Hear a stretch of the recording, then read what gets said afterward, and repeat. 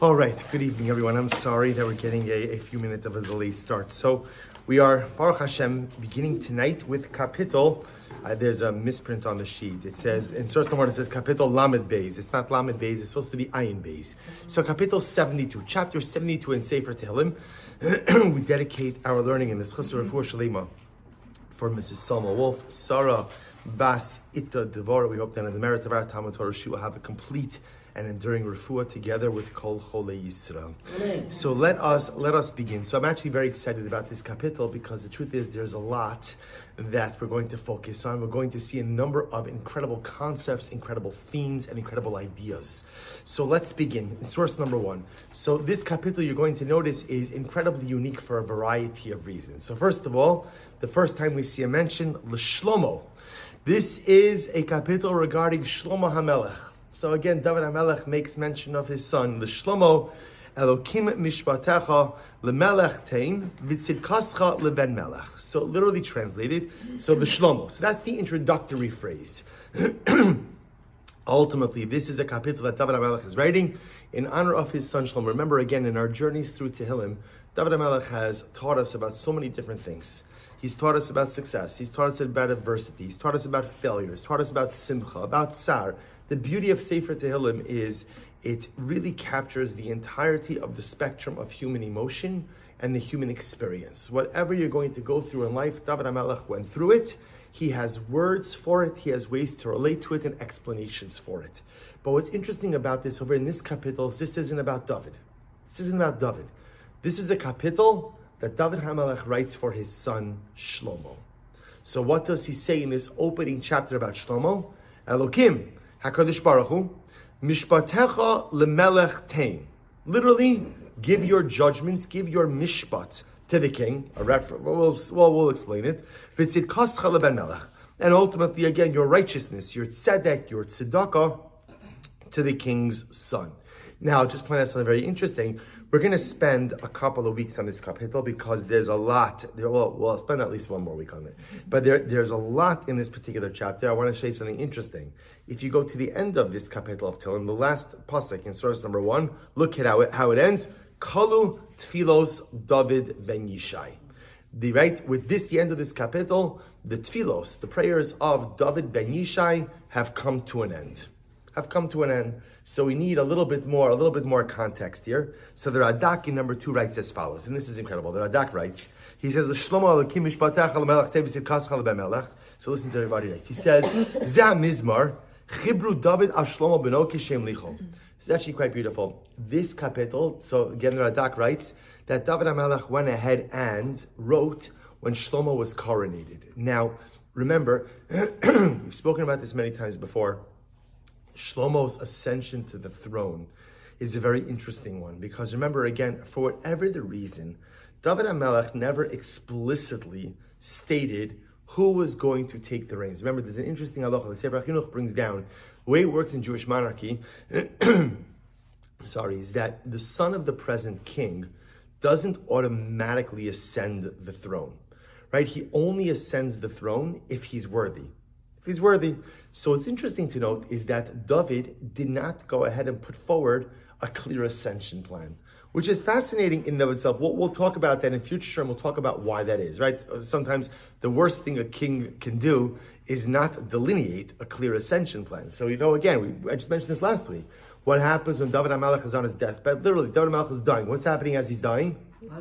His son, Adoniyo ben Chagis, Nisnaseh leimar ani amloch. So Adoniya ben Chagis, David's son, says, I'm the king. So this, remember again, this is the whole story in the Navi, where Bathsheba goes over to Nasan HaNavi, and she says, what's going on over here?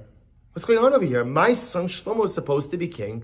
This kid, Adoniya ben Chagis, right, who was again David's son, not Bathsheba's son, is proclaiming himself as the king. So Nasan HaNavi has to come up with this whole plan.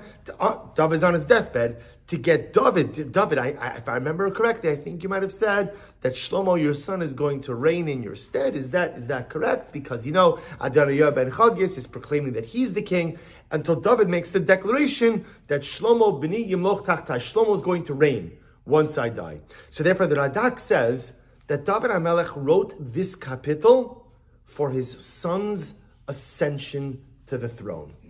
Now here's what's interesting. He says, Lefichach, Amru Besof HaMizmar, Kalu Tfilos David ben Yishai.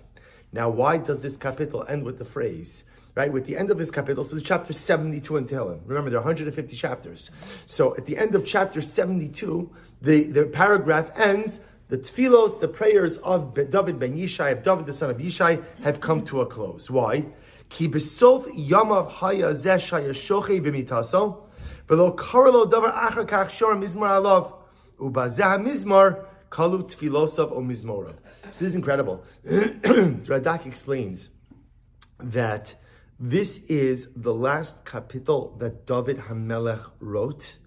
And where did he write it? He wrote it on his deathbed. At this point, there was nothing else happening, so to speak, in David's life. Remember, again, we've studied this many times throughout the years, that the profundity of Sefer Tehillim is that often each kapitel associates, it's not always like this, but many of the kapitelach associate with specific events which occurred in David HaMelech's life. So the Radak says over here that this particular kapitel, this is the last kapitel, this is the last thing that David HaMelech wrote in Sefer Tehillim. And where did he write it? He wrote it on his deathbed. And who did he write about and who did he write for? His son Shlomo. Now, obviously, the obvious question is, if this is the last kapitel, then what? Then why is it here? In other words, this is chapter 72, right? This is not even halfway through Sefer Tehillim. So if this is the last one, what's going on over here? So the Radak makes a very interesting statement, which is going to require a lot more investigation and discussion. So he writes, he goes on, he says, V'sofa sefer ha'echa mechamisha svarim sheba sefer yazeh mizmar, v'lo sidru ha'mesadrim she'ezeh sefer ha'achron. Those who organized Tehillim, those who organized Tehillim, right? Who was that committee, right? In other words, the people who organized Sefer Tehillim, they chose, and we're going to talk about this, not tonight, we'll talk about this maybe a little bit more next week, or the week after. The people who organized Tehillim, they chose not to put this kapitel at the end. They didn't want to end with this. Instead, remember, what does Sefer Tehillim end with? Sefer Tehillim ends with the Halalukas. All the Halalukas.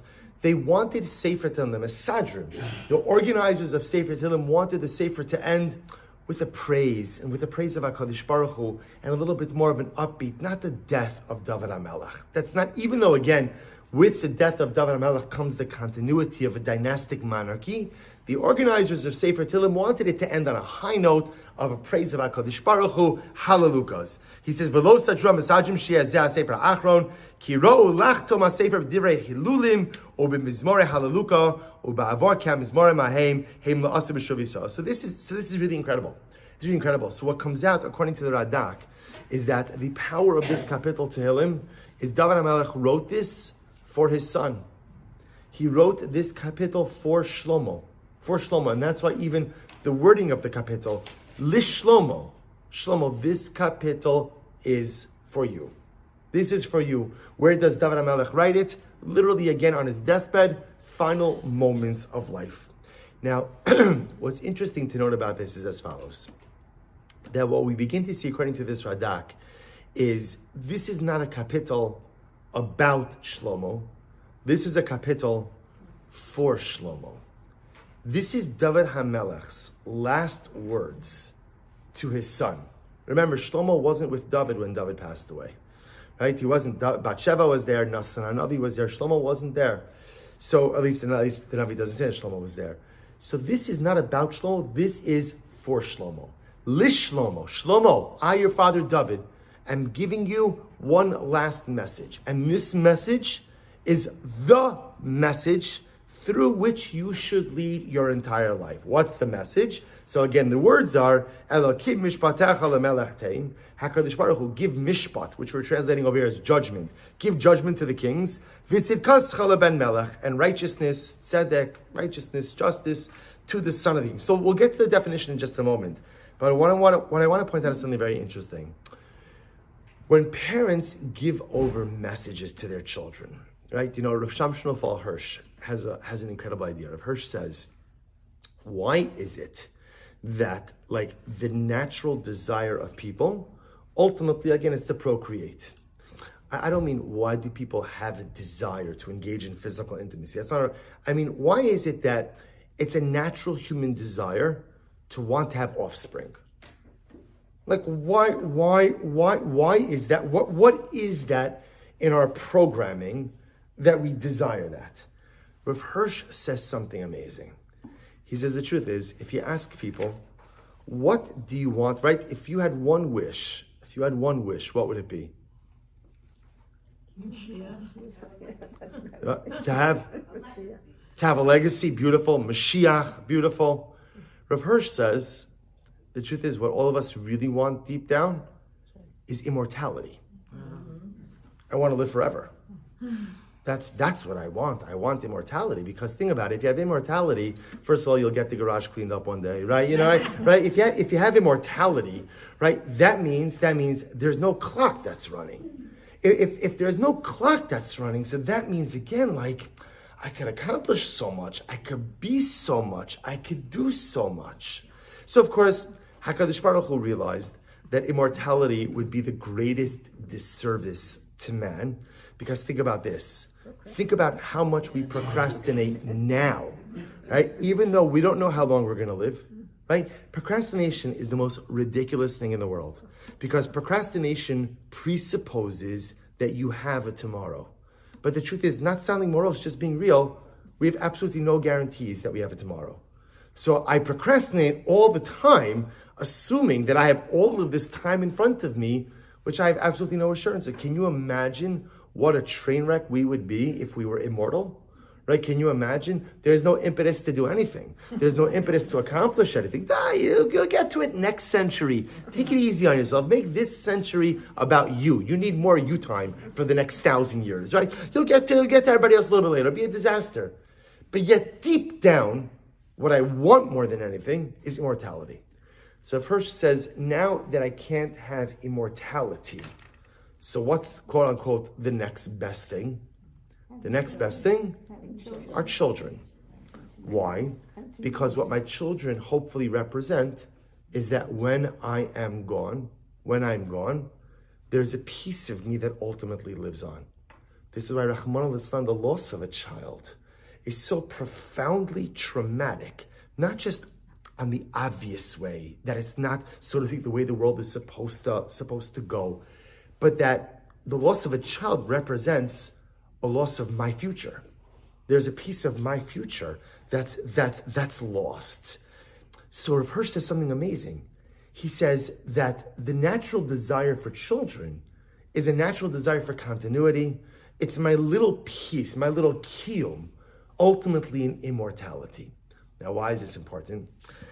Because a lot of times, right, what's one of the pitfalls of parenting? One of the pitfalls of parenting is trying to live vicariously through your children, right? You see this all the time, right? Where parents the young child, he's gonna be a doctor. Really? Because he's still wearing diapers. So I'm not sure he's exhibited any specific proficiency, certainly in personal hygiene, right? He's not excelling, right? So Lamaisa, but he's gonna be. When you hear parents talk like that, dig down deep, I guarantee you're going to find someone who wished they became a doctor, right? Or someone else. So on one hand, by the way, it's not a bad thing. We want better for our children. We want more for our children. And the truth is, deep down, what many of us want is we have this subconscious need for our children to become the people we wish we could have become.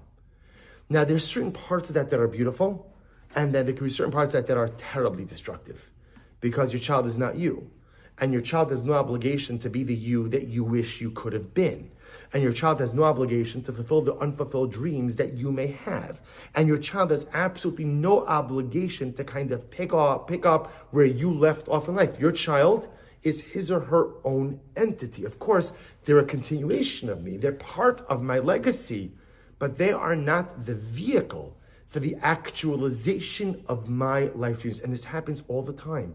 Not even realizing it. Parents steer their kids in certain directions because, I want better for my child. No, what you're saying is you want your kid to have the life you want it to have when they were your age, but you couldn't have, so now you're going to foist it upon them. Did you ask them? Did you ask them? Did you ever take a moment to say, by the way, forget about what I want for you. What do you want for you? What are your dreams? What are your aspirations? What are your goals? And parents, even unwittingly and unknowingly, like they create a whole life plan for their kid. And it's all a projection of their own subconscious disappointments and feelings of just unfulfillment. Unfulfillment, this is not a chinuch shir, but you could literally destroy a child like that. Many adults wake up one day and they realize that they are not the person they want to be. Why?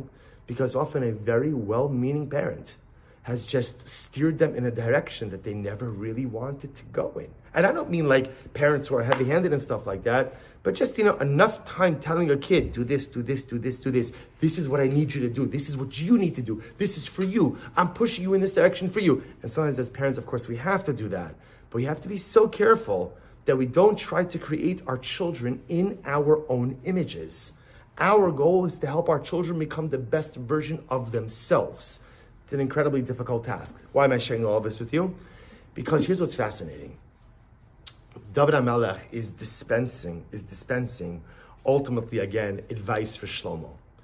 And what we're going to see is that very often, what's the beauty of parental advice? The beauty of parental advice is often it has years and years of life wisdom behind it, right? We all have that moment where there's something our parents always told us, and we thought that they were just out of it, outdated, anachronistic, totally didn't know what they were talking about. And then usually one day we wake up and we're like, wow, it's incredible. How did they know so much? How did they know so much?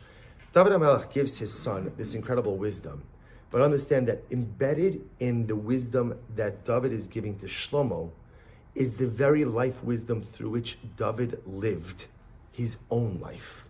So in this kapitel of Shlomo, David's saying, my son, I want to give you hadracha. You're going to become your own man. And Shlomo is a very different king than his father. A very different king than his father. Shlomo, unfortunately, again, didn't surround himself with the right people. Right? His son Recham didn't surround himself with the right people, made many missteps. He was his own person, his own kind of king, his own kind of monarch. Yet, he also had the opportunity to do something that his father never had the opportunity to do, namely, build the Beis HaMikdash. So when David HaMelech says, Shlomo, like every parent, inherent in the raising, and I just want to point out, no parent could divorce themselves from this. Inherent in the raising of my children is my own need for a little bit of immortality. Right? Inherent in it, you ever wonder, sometimes when our kids make mistakes, we get so upset and so disappointed. And sometimes it's interesting because you're harder on your kids than you are on yourself. Right? When I make a mistake, I give myself a pass. Right? My kids make a mistake. Come on. Like, come on, right? Like this, it's more my wife is the heavy-handed one. I'm the nice parent. No, it's not true. But right, so Lamaisa, like, why is that? Because when my child makes a mistake, I'm like, oh my gosh, like my immortality is at risk. Like, this is my legacy. This is my life. This child is supposed to be the version of me that I never became, that I always wanted to be. And when they mess up, it's existentially frustrating because it's taking away my ability to live through them, which of course, again, fundamentally unhealthy. But at the same time, whenever there's that parental advice that is dispensed, there's always that little bit of, I'm telling you something that I believe in not just for you, but that I believe in for me as well. So in this kapitel where David HaMelech gives advice to Shlomo, there's also embedded in here the very life lessons or the very ideas and ideals through which David led his life. So let's explore this a little bit. Take a look at number 3. So let's see, right? So what did David want for Shlomo, right? What is the advice that David gives to Shlomo? And by extension, once we see whatever he's giving to Shlomo, what are the pearls of wisdom, right? What are the pillars through which David HaMelech built his own life? So let's take a look. We're going to go through a number of different opinions tonight. Rashi, number 3. Al Shlomo no ispalel tefillah zu, she'tzafa barach HaKodesh shu asid lishol me'is HaKadosh Baruch Hu leiv lahavin lishmoa mishpat. So Rashi takes it into, although we're going to see Rashi advances 4 different ideas. But Rashi has an interesting approach. Rashi says over here, David HaMelech actually wasn't per se, giving over any life lesson to Shlomo. Instead, David HaMelech saw prophetically what Shlomo was going to ask God for, and he prophetically included that future request in Sefer Tehillim. What is this referring to? Take a look at number four. In the beginning of Sefer Melachim, Shlomo has just ascended the throne, and look what he writes. Number 4. Ve'ata Hashem Elokai, ata imlachti es avdecha tachas David avi, va'anochi na'ar katon lo edat seis vavo. So this is one of Shlomo's first conversations with the Kadosh Baruch Hu. Shlomo, you anointed me as king. Thank you. Shkoyach. I am a nar katon. I am a child. I do not know going from coming. I don't know what I'm doing. It's incredible. Sometimes when people kind of find themselves in great positions of influence and power, they have that moment where, they call it imposter syndrome, where a person says, what am I doing here? I don't know what I'm doing. I don't know what I'm doing in this position. I don't know what I'm doing in this situation. So Shlomo almost has this moment where he says, I'm king. I don't know what I'm doing.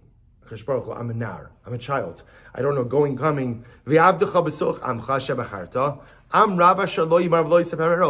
Kadosh Baruch Hu, you plucked me out of obscurity from amongst the nation. And Klal Yisrael is very big. And there's a lot of people relying on me, and I don't know what to do. So therefore, Kadosh Baruch Hu, I have one simple request. What is my request? Give me Leiv Shomea. It's incredible. Shlomo asks God for one thing.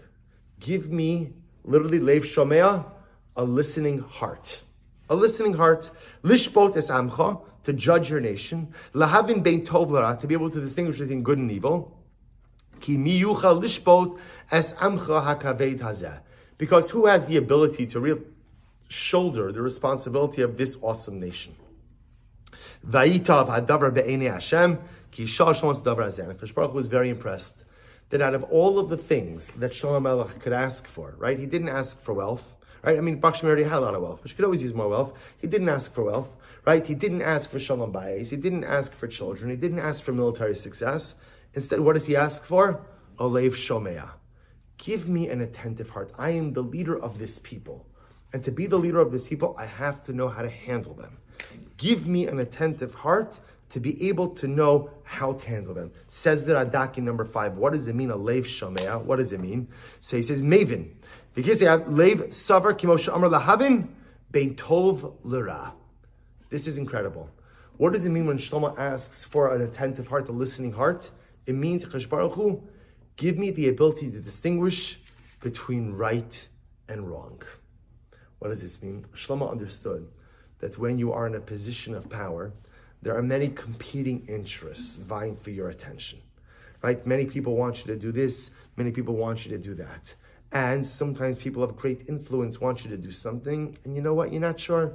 Good idea, bad idea. And it is so easy. It is so easy to lose sight between what is right and what is wrong.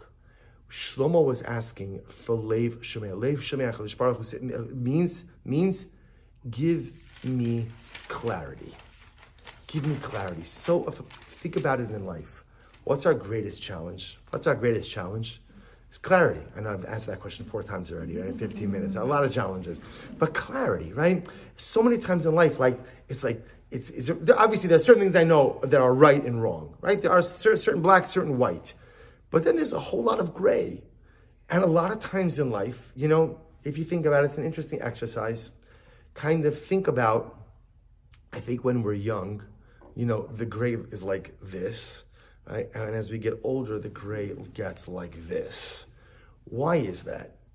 It's not because there's more gray, I think, but rather it's because I think as we get older and we go through more in life, sometimes our ability to discern between right and wrong becomes a little dulled.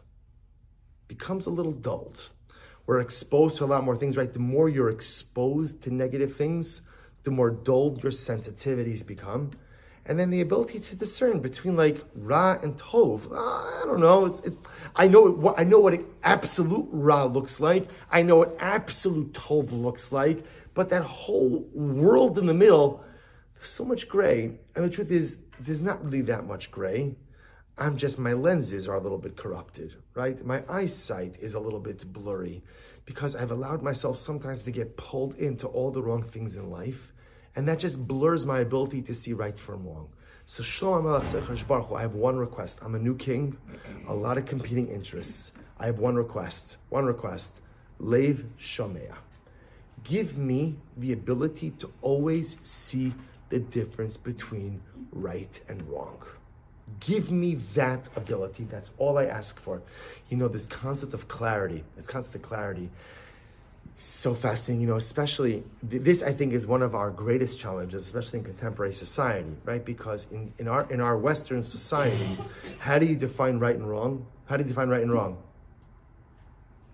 It's all relative. See, we're even afraid to answer it, right? Right?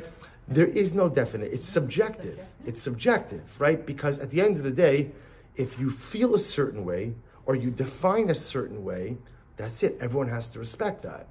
So that means there's no objective right and wrong. There's no objective right and wrong. Well, once there's no objective right and wrong in greater society, everything becomes like this mess. And we see that happening on so many different levels. So Shlomo HaMelech, again, we think that things are so different today than they were 2,000 years ago. They're not that different. People are people. Shlomo HaMelech wants, just give me clarity. So I'll give you an interesting idea, just this point of clarity. We had an interesting Daf Yomi today. There was an interesting case. A machlokas between Rabbi Akiva and Rabbi Tarfon. Imagine the following scenario. Ruvain steals an item. Just for illustration purposes, we use Ruvain.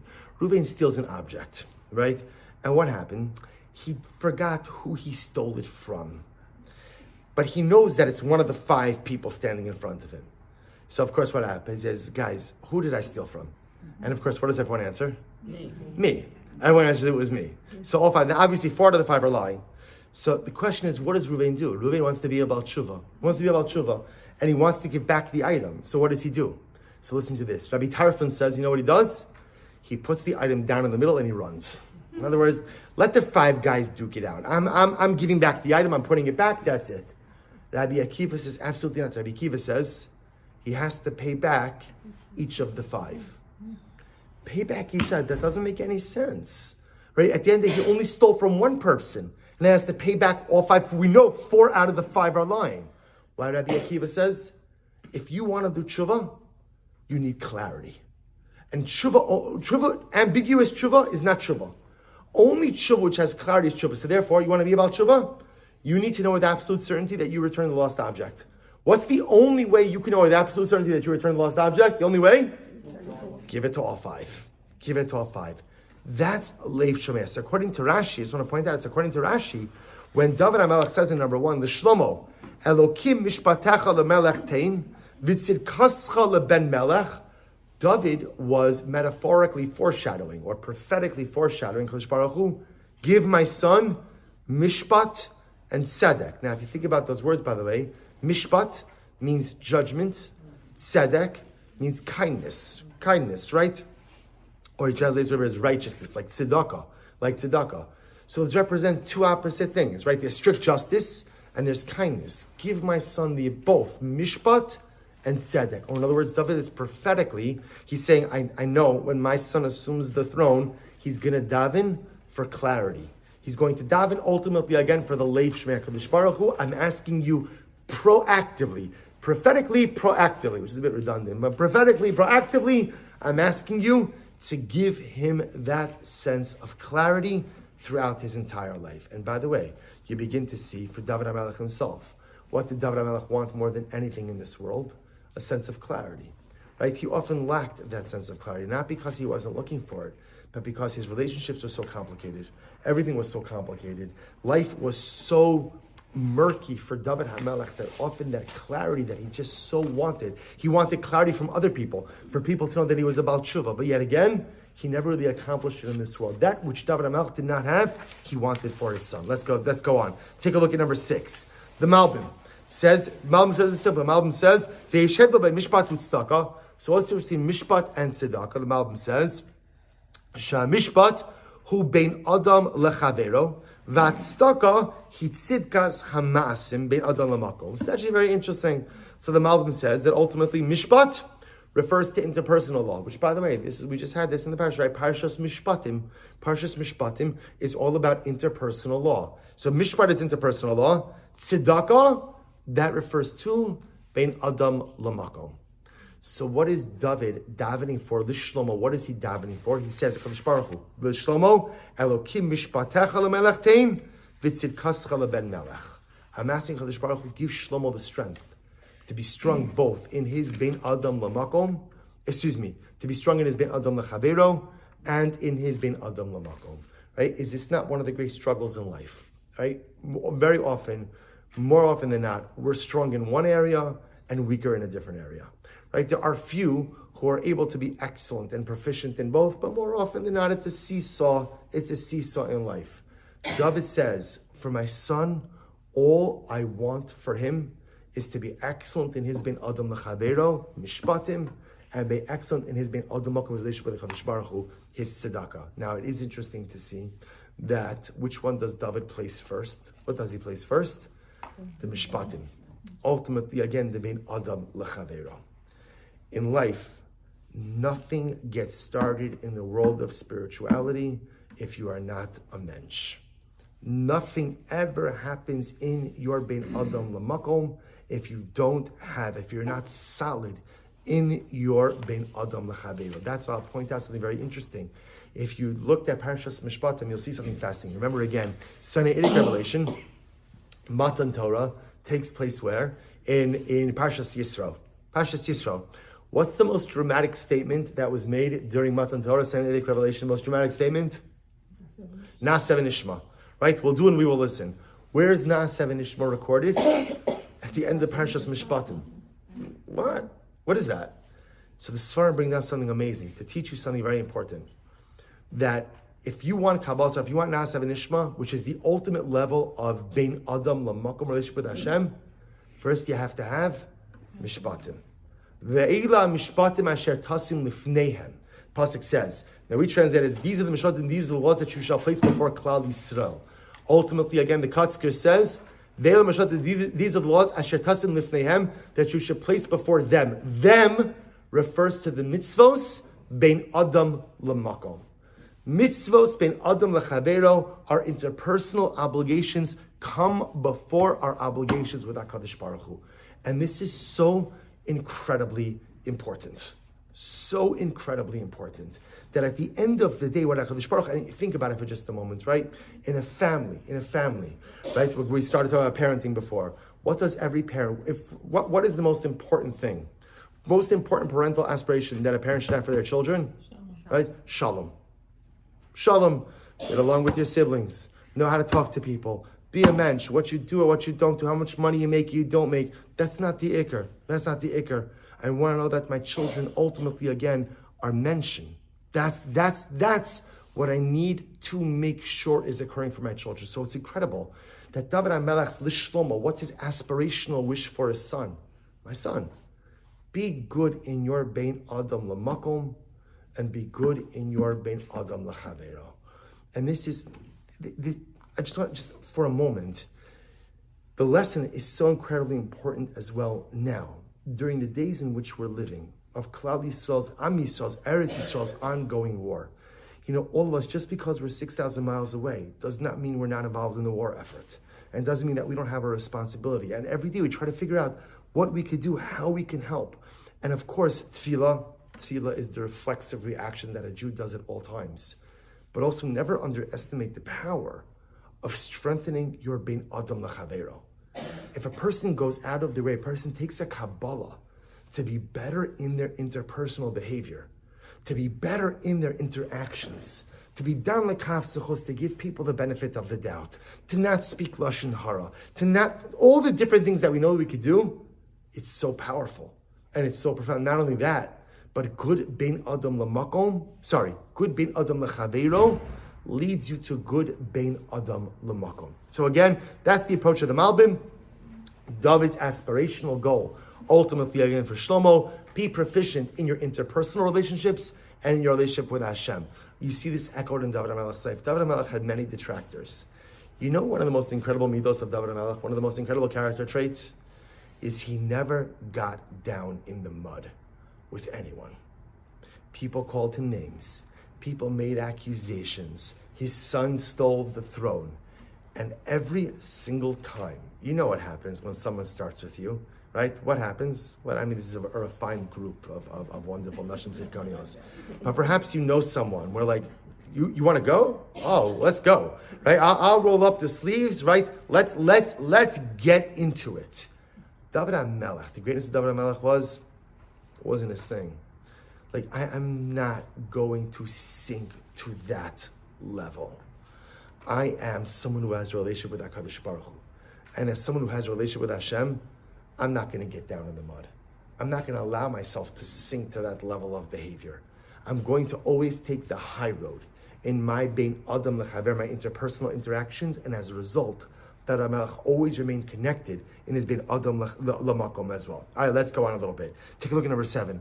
Rashi here says something so beautiful. Rashi says, Davar acher, another possibility, Rashi says, is as follows. He says, Davar acher, mishpatecha lemelech tein hayisurin yukulam bi vatzedaka asay lebanai she shalom biyamav. So this is absolutely incredible and really gripping.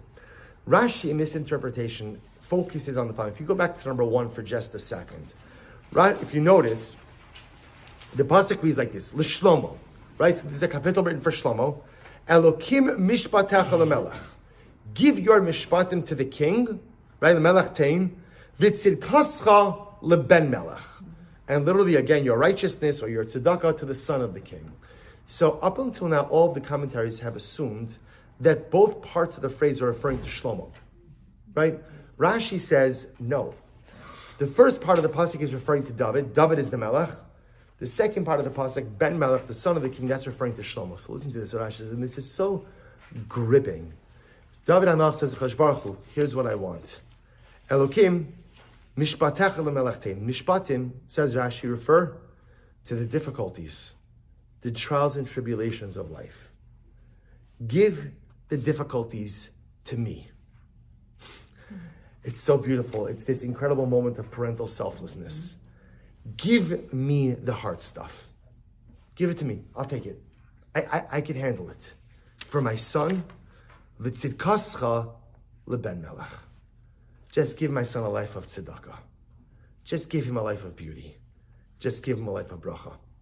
Now, what's incredibly beautiful about this is this parental moment of selflessness, where again, every parent goes through this moment, right? When you see your child suffering, right? And every single parent, when they see their child suffering, says the same exact tefillah. And what's the tefillah? What's the tefillah?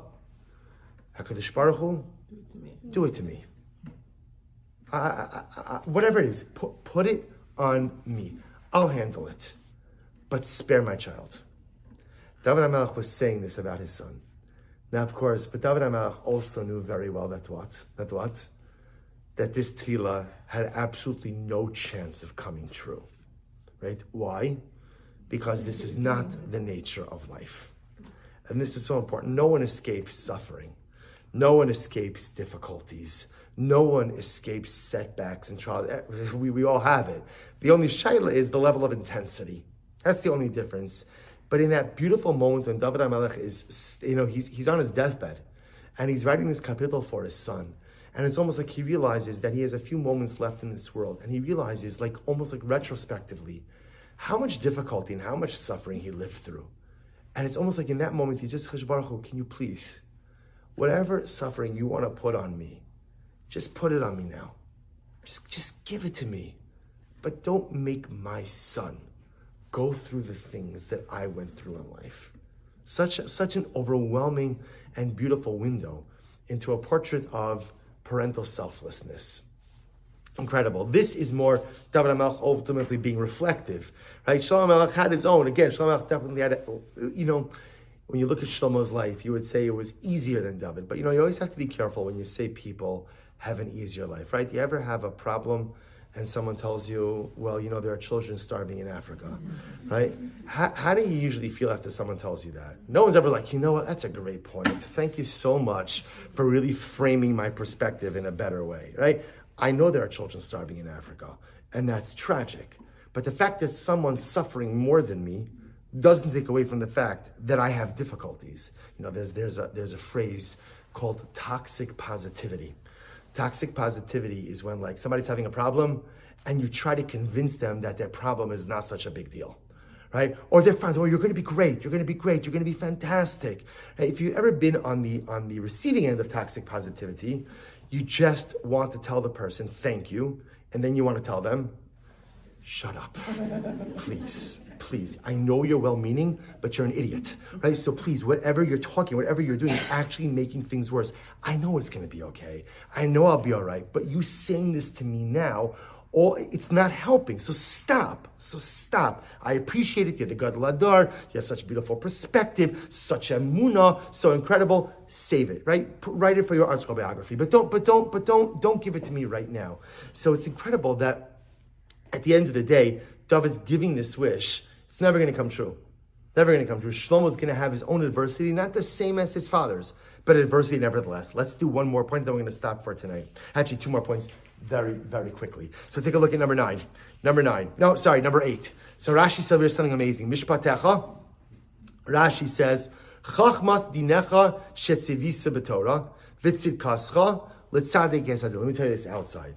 So Rashi again understands there. He says mishpatim means knowledge. So HaKadosh Baruch Hu, give my son knowledge. Right? What is tzidkascha? He said tzidkascha means tziduk hadin. What's tziduk hadin? Rahman al-Islam, when a person buries a loved one, right, one of the close relatives, there's a prayer that's called tziduk hadin. Tziduk hadin means acceptance of judgment. Acceptance of judgment. I accept that which HaKadosh Baruch Hu has done, and I believe that all that the Ribbon Shalom does is just, even if I don't understand it. So according to Rashi, something amazing is happening over here. What is David davening for Shlomo? He says, give my son the ability to go ahead and have knowledge to know what to do and what not to do, like we saw before. And also give him give him tzidkasa, give him tzedek, give him righteousness. What does righteousness mean? Righteousness means the ability to accept responsibility when you mess up. Give me the ability to own it after I do it. Isn't this incredible? Right? So give him the knowledge, mishpatecha. Give him the knowledge to make the right decisions. But when he makes the wrong decisions, which inevitably is going to happen, give him the strength to own it. Do you know how much, none of you know, but maybe you have a friend who knows, how much energy we spend on deflection? Right? I do something wrong, and it's like there's that reflection. Wasn't me. Wasn't me. Yeah, I told the story in Daf Yomi a little while ago that I was by Kiddush. This is going back probably a year or two ago. I had just made Kiddush, and I had a glass of wine in my hand, and a guy walked right into me. He spilled all over me. He said, not me. So the first thing I said is, you're a lawyer, right? So he said, yes. He was like, so he said, not me. And I was like, not you. And I was shut again. I'm not going to get angry as a kid. She bumped into me, but it was fascinating. Besides the fact that, like, not you, there's only me and you over here, right? Unless there was the Shekhinah that came along and knocked my hand, right? It was you. But it's incredible how deeply programmed it is within our psyche to avoid responsibility. It's always someone else's fault. It's always someone else's responsibility. Oh, by the way, we could come up with some pretty creative scripts, right? About why it's my parents, why it's my spouse, why it's my second grade teacher, why it's my friends, why it's my community, why it's the rabbi, it's the Rav, it's the Rebbe, whoever it's going to be, right? We could come up with very compelling narratives as to why it's everyone's fault but my own. But at the end of the day, we all have that moment of clarity where I recognize, you know what? It is me. It is me. The greatness of David HaMelech was his ability to make a mistake and own it. And own it. Because it's only if you own it that you could fix it. If it's not me, if it's someone else's fault, that means you can't fix it. Someone else did it. But if you make the hard decision to own your mistakes, if you own it, you did it, that means you can fix it. So David HaMelech davens for Shlomo, give him mishpatecha, give him the knowledge to be able to go ahead and avoid wrong decisions, but also give him tzidkascha, give him the strength that if he does make bad decisions, ultimately again to own those decisions. And lastly, the Mara Cohen, with this we're really going to end, the Mara Cheskel, The Mara Cheskel says something so beautiful. I'll tell you this outside. He says, mishpatim means living up to expectations.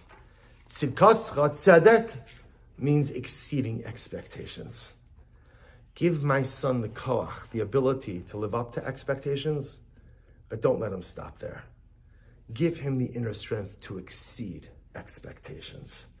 So if you bring this all together, right, and again, I know tonight I just threw at you a whole bunch of different opinions, but look how beautiful this is.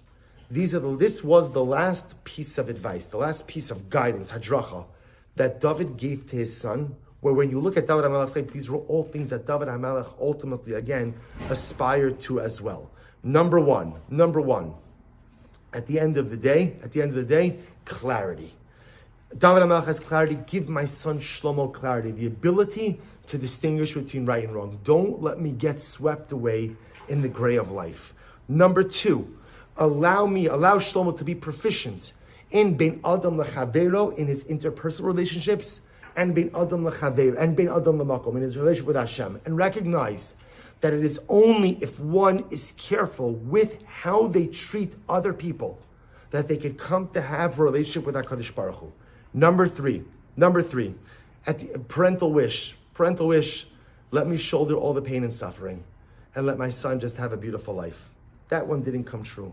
Number four, give my son knowledge so that he should avoid making mistakes in life. But when he makes mistakes in life, give him the koach to own it, to accept it, seek and fix it. And finally, number five, ultimately give my son the koach to live up to expectations, but don't let him live in that space. Give him the drive to exceed them as well. These were the very tenets through which David HaMelech lived his life. These were the very parental aspirations that he conveyed to Shlomo from his deathbed. And ultimately, again, these should be the very principles, rules, ideas, and concepts that we should be zocheh to inculcate within our lives as well. All right, we'll stop over here for tonight. I apologize that we got started a little bit late. In Yirtzeh Hashem, we will continue next week. And shkayach, everyone.